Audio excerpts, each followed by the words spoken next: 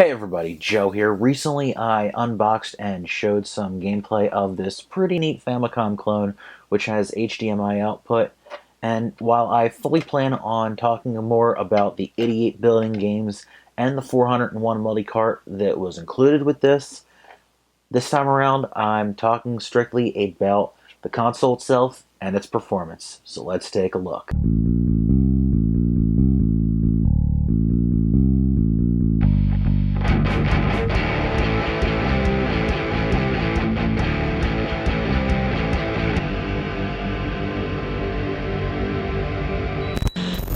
My first impressions weren't too far off with this console.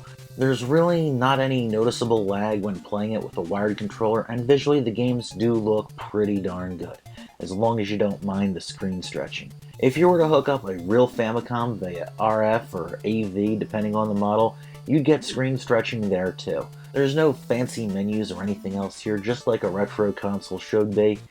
There's really not a lot of image processing going on with the 8-bit HD, which I think a lot of purists just might like. But there's one flaw which some may find unacceptable. One area which many clone systems seem to have an issue with, and that of course being the sound. While a ton of cheaper clones will have completely off-key music and whatnot, this is a little more interesting. Let's plug in that Akuma Joe Densetsu card again.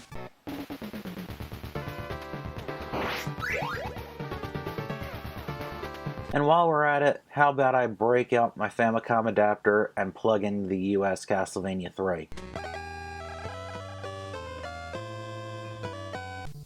It's pretty weird how the Japanese version is at least playable, but the American one is completely out of whack.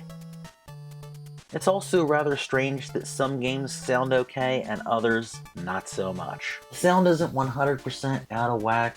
It's just like there's some off notes here and there, which is kind of weird, but I've heard a hell of a lot worse out of other clone consoles. As for those wireless controllers, they're about what I expected them to be. There's a noticeable input delay, and you need to keep the controller aimed at the console to get a response. It's not the most effective means of wireless control. Simply put, it works, just not very well.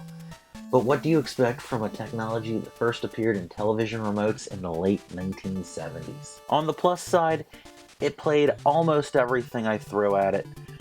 The emulation-based consoles like the Retron 5 and Retro Freak aren't compatible with multi-carts or EverDrives or repro carts.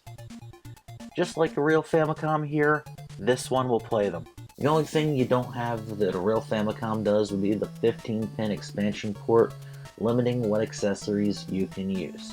You have standard NES controller ports on the front of this, but some Famicom games were not compatible with certain NES accessories and vice versa.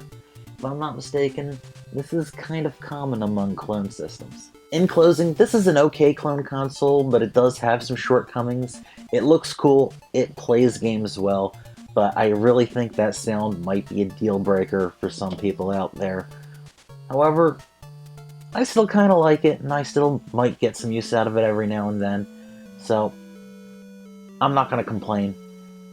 Hope you've enjoyed the review. Thank you for watching, and I'll see you next time. Take care.